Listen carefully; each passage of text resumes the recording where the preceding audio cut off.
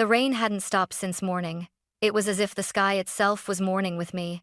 I stood there, my black umbrella trembling in the wind, watching as my mother's coffin disappeared beneath the wet soil. Everyone cried except my father.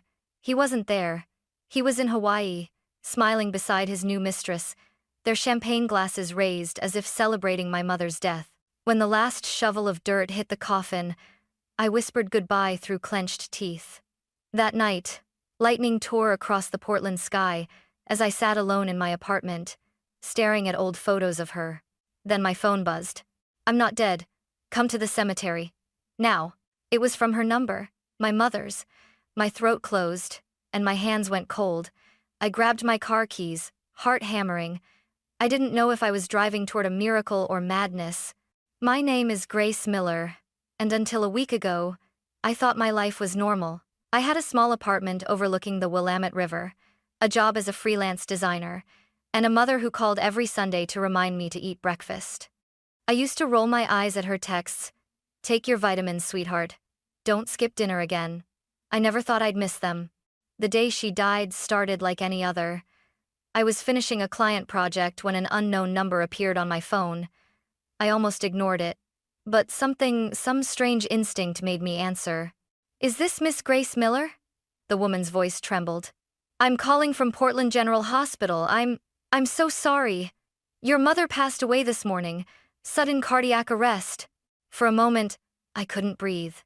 The world tilted, colors drained away. "No," I whispered, shaking my head. "You've got the wrong person. My mom's fine. She was painting this morning." "I'm sorry," the nurse repeated softly. The words rang in my ears long after she hung up. I remember standing by the window, watching raindrops trace lines down the glass, my reflection ghostly pale. My mother, my best friend, my anchor was gone. And yet, deep inside, something didn't add up. She had no heart problems. She exercised, laughed easily, ate healthy. How could she just stop living? When I called my father, his tone was almost bored. "It's true," he said flatly. "Evelyn's gone. The doctor said it was quick." "That's it?" I snapped, my voice breaking. "That's all you have to say?" A sigh. "Grace, she's dead. Cry if you need to, but don't be dramatic. I'll handle the paperwork." Then he hung up. That was the moment my grief turned to fire. Something inside me whispered that my father wasn't mourning, he was relieved. And that made me terrified to know why. 3 days later, the rain still hadn't stopped. It was as if the city itself refused to move on. The cemetery smelled of wet soil and lilies. People in black stood under umbrellas, murmuring condolences that barely reached my ears. I couldn't look away from the coffin. My mother's name, Evelyn Grace Miller, was engraved in gold. My throat burned. "You didn't deserve this," I whispered. Behind me, relatives whispered too. "Where's Richard? Her husband didn't even come?" Disgraceful. I clenched my fists. My father had texted me the night before. "Busy with business overseas. Handle the funeral. No apologies, no shame, just business." When the priest began to pray, I felt my legs tremble. My cousin's little girl, Ava, tugged my sleeve. "Aunt Grace," she whispered. "If Grandma's in heaven, can she see us?" I knelt down, my voice breaking. "Yes, baby. She can see us. She's watching right now." As the coffin lowered, a cold gust swept through, snapping my umbrella inside out. The priest's words blurred into the rhythm of falling rain. Every drop felt like a heartbeat I couldn't reach anymore. When it was over, everyone left, everyone except me. I stayed, staring at the freshly turned soil until my knees sank into the mud. "Mom," I whispered, "if there's any justice in this world, he'll pay for what he's done to you. I promise." Lightning flashed far in the distance, a white scar across the dark sky. I took it as an answer. That night, I drove home soaked and hollow. I showered, changed into one of her old sweaters, and sat in the dark, scrolling aimlessly through my father's social media. And that's when I saw his new post. A photo of him on a sunny beach, arm around a young woman with perfect hair. The caption read, "New beginnings." My heart stopped. My hands shook so hard I nearly dropped the phone. While I buried my mother in the rain, My father was smiling under a tropical sky. Something inside me broke, and something darker began to wake. That night, I couldn't sleep. Every creak of the apartment felt like a whisper from somewhere else. The storm outside howled through the cracks in my windows, and I kept seeing my mother's face the way she looked in the coffin, still and peaceful, too peaceful. I tried to distract myself, scrolling through photos on my phone. Mom holding her paintbrush, laughing in the garden. Mom teaching me how to bake apple pie. Mom hugging me after my first breakup. Every memory hit like a blade. Then my phone buzzed. At first, I ignored it. Probably a condolence message from a friend. But then I saw the name on the screen, Mom. I froze. The blood drained from my face. Her number. The one I couldn't bring myself to delete. My heart stuttered as I opened it. One message. I'm not dead. Come to the cemetery. Now. For a long moment, I just stared. My brain tried to find logic hack. Wrong number. Cruel prank. But my body had already decided. I grabbed my coat and car keys and ran. The rain outside felt sharper, colder, almost intentional. My windshield wipers fought the downpour as I drove toward the cemetery, headlights slicing through sheets of water. Every instinct screamed at me to turn back, but I couldn't. My mother's voice was in my head. Trust your heart, Grace, even when your mind is afraid. When I reached the gates, the place was drenched in fog. The lamps flickered weakly, casting long shadows across the gravestones. I parked, stepped out, and the wind immediately stole my breath. Mom? I called out, voice trembling. Silence. Just the sound of rain on metal and stone. Then, from the far end near the willow trees, a faint shape moved. A figure small, hunched, wrapped in a soaked coat. Mom? My flashlight shook in my hand as I raised it. The beam caught her face. Pale, fragile, but alive. Her eyes, those familiar hazel eyes, filled with tears. Grace, she whispered. My world shattered. The flashlight fell, landing in the mud with a dull thud. I stumbled forward, heart pounding in disbelief. Mom, how are you alive? She took my hands, her fingers ice cold but real. It's me, sweetheart, she whispered, voice breaking. But you can't tell anyone I'm alive. I stared at her, soaked and shaking, as the rain poured harder, washing away the last line between life and death. I couldn't stop staring at her face. Her skin was pale, almost translucent, her hair matted with rain, but her eyes, they were alive, real. My voice cracked. Mom, everyone saw you. I saw you. You were gone. She pulled me into a trembling hug. For a second, the world disappeared, the storm, the cemetery, the madness. It was just her heartbeat against mine, faint but steady. Then she whispered, Grace, we can't stay here. Someone could see us. We hurried through the rain to a small silver sedan parked under the trees. I climbed in, my body still shaking. Mom, please just tell me what's going on. She didn't start the engine right away. Her hands gripped the steering wheel so tightly her knuckles turned white. Your father, she said finally. Richard. He tried to kill me. My stomach dropped. What? Her eyes filled with tears. He's not the man you think he is. For months, he's been threatening me, forcing me to transfer my shares of the company, my art studio, everything in my name. When I refused, he said he'd make me disappear. The words hit like lightning. I shook my head. That's insane. He's your husband, my father. Her voice cracked. He's a businessman, Grace. To him, people are assets or obstacles. And I stopped being useful. She told me about the night she died. Her chest had been aching for days, stress eating her alive. She collapsed while painting, and their housekeeper panicked and called an ambulance. At the hospital, Dad arrived not with worry, but with documents. He wanted her to sign them while she could still hold a pen. When she refused, he walked out without looking back. But Mom wasn't alone. One of her old students, Martha, worked as a nurse at the hospital. Martha had seen bruises on Mom's arm weeks before and knew something wasn't right. She helped me, Mom whispered. She switched the records, made it look like my heart stopped. They used a mannequin in the body bag. While everyone believed I was gone, Martha drove me out through the back exit. I pressed a hand to my mouth. You faked your death. Tears streamed down her face. It was the only way to survive, Grace. Outside, thunder cracked so loud it rattled the car.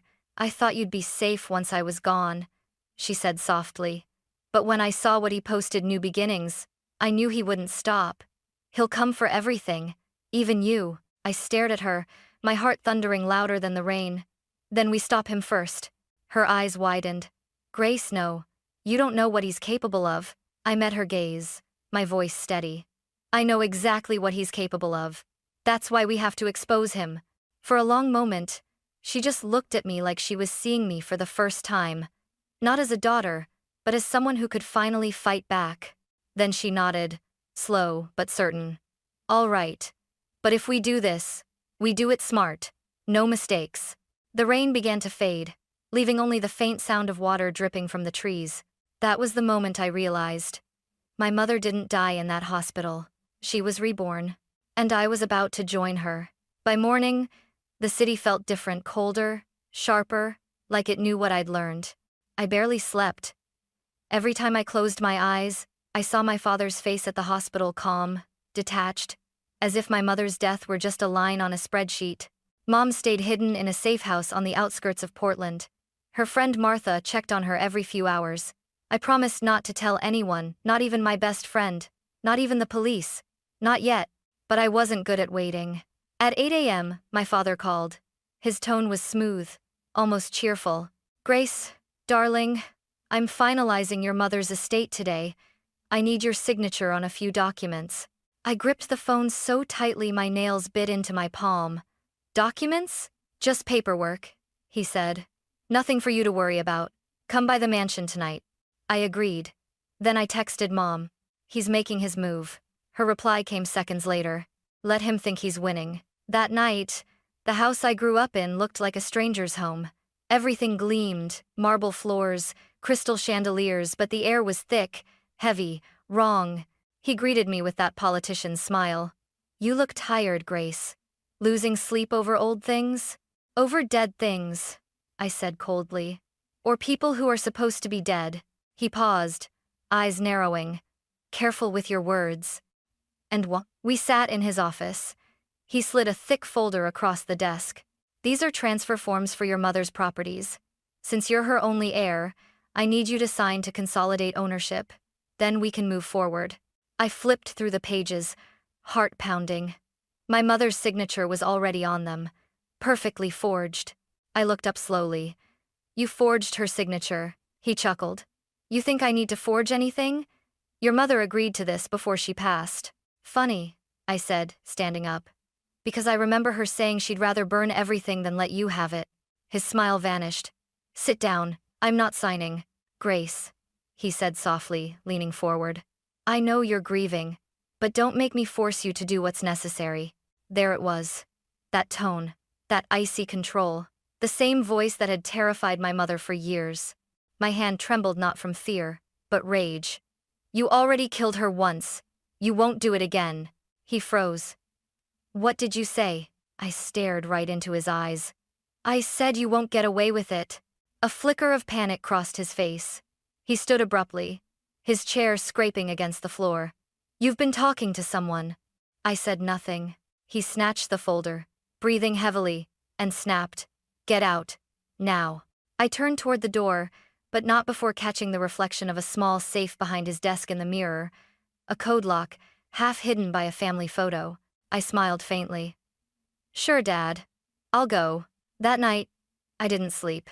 I broke into his office after midnight using the spare key I still had from childhood.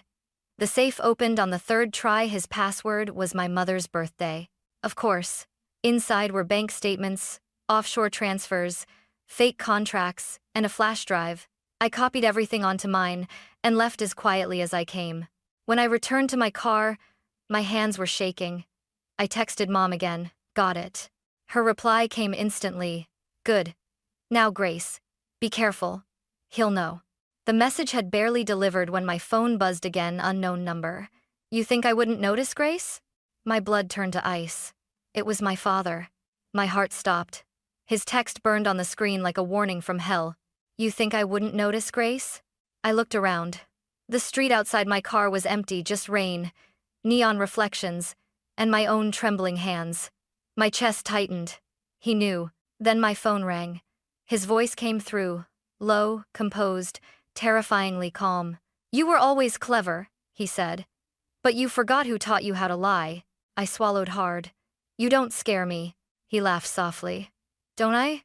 Come home, Grace. Let's talk. Or I'll make sure you regret stealing from me." "Stealing?" I snapped. "You mean evidence?" The silence that followed was worse than any scream. Then, quietly, "If you're smart, you'll destroy it. Otherwise, maybe another funeral will be needed." He hung up. For a moment, I couldn't breathe.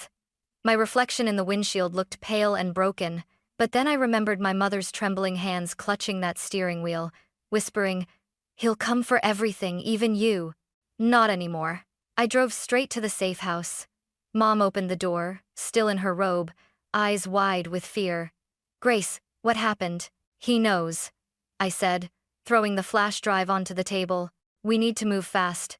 These files, offshore accounts, forged signatures, transactions, enough to bury him." She stared at the drive, then at me. "Grace, if we go to the police, he'll come after us before they can act." I met her gaze, breath shaking.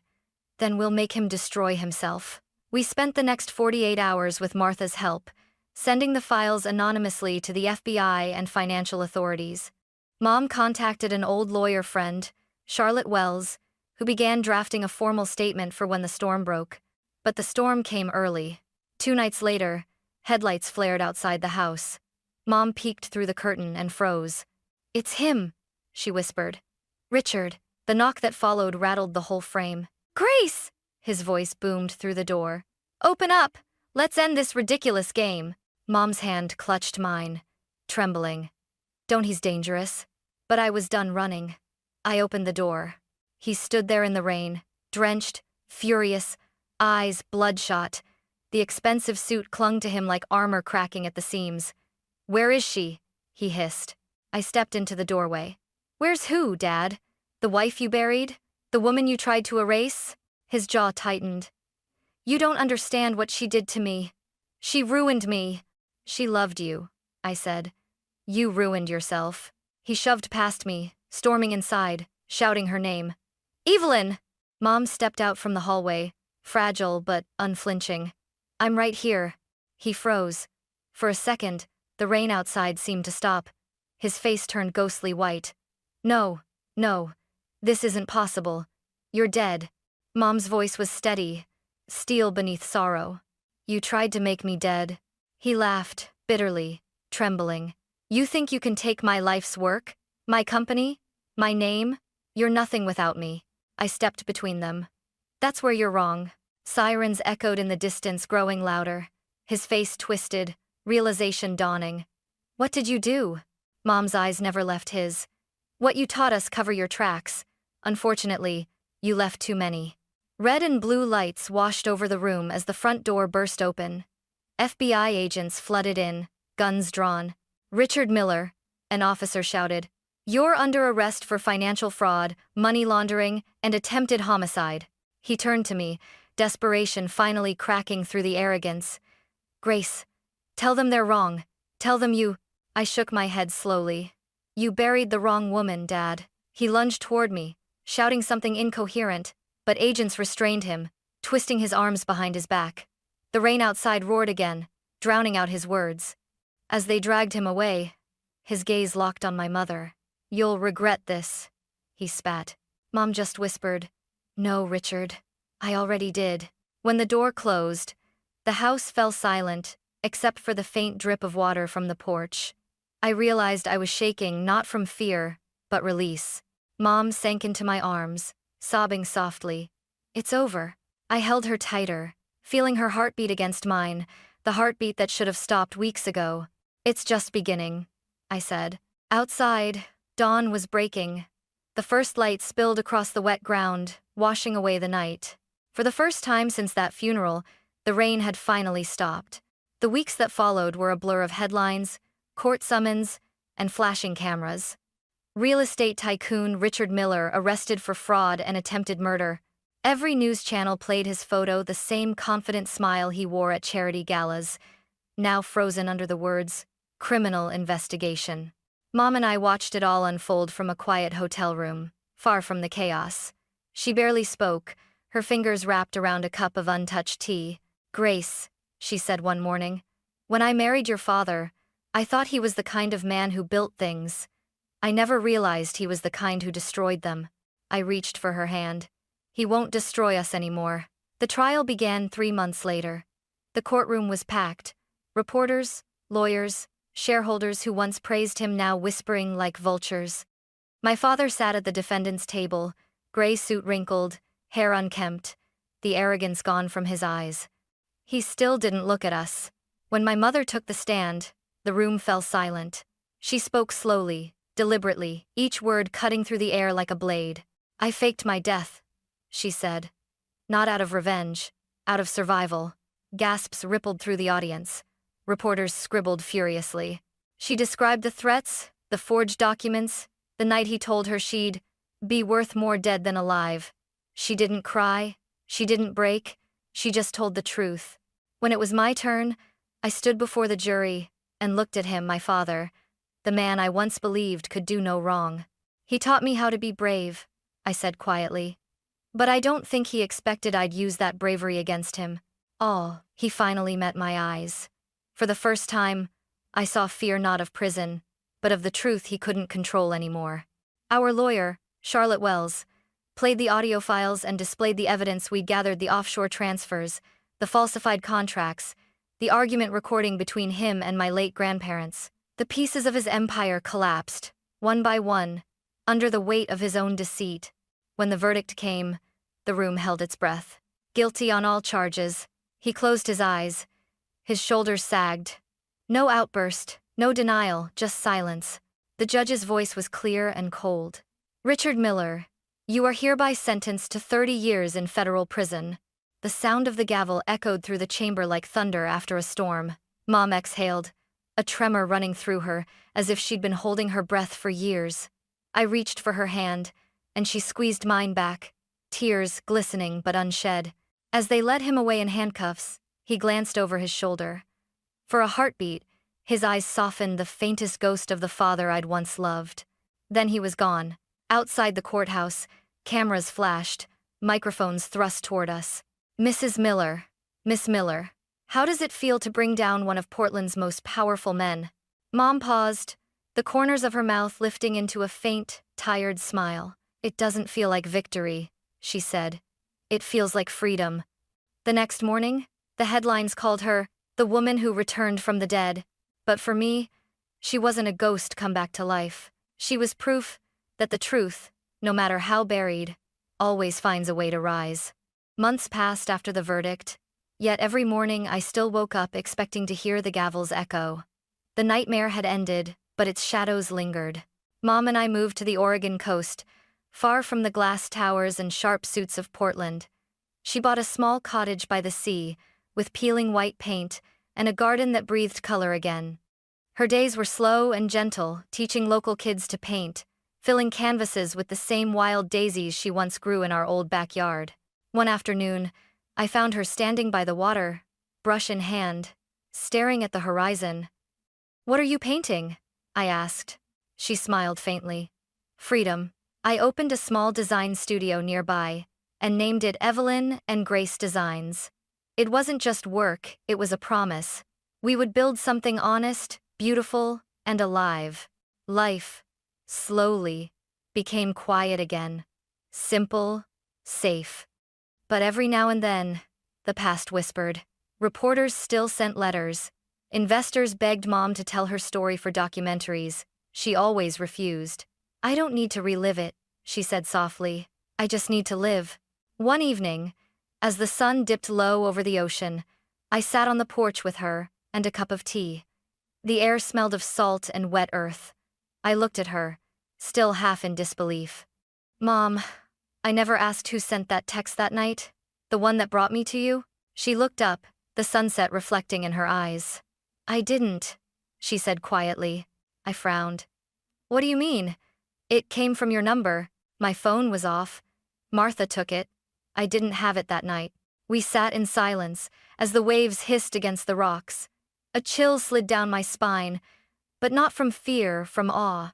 Maybe fate had dialed that message itself, unwilling to let a lie win. Mom reached over and took my hand. "Whatever it was," she said, "it saved us." I nodded, smiling through the lump in my throat. "No, Mom, you saved us." In the fading light, I saw her the way I always wanted to remember her. Not a victim, not a ghost, but a woman reborn. When I drove home later, the sky glowed deep orange, the same color as the daisies she loved. I rolled down the window and let the sea wind fill the car. For the first time in what felt like forever, I wasn't haunted. The truth had set us free. And though we'd lost everything once, money, reputation, even each other, we'd found something rarer: peace. As the road curved away from the coast, I whispered into the wind, "Good night, Mom." And for the first time since that funeral, I swore I heard her voice again, soft, certain, alive. "Good night, sweetheart." The storm had passed, and we were finally home.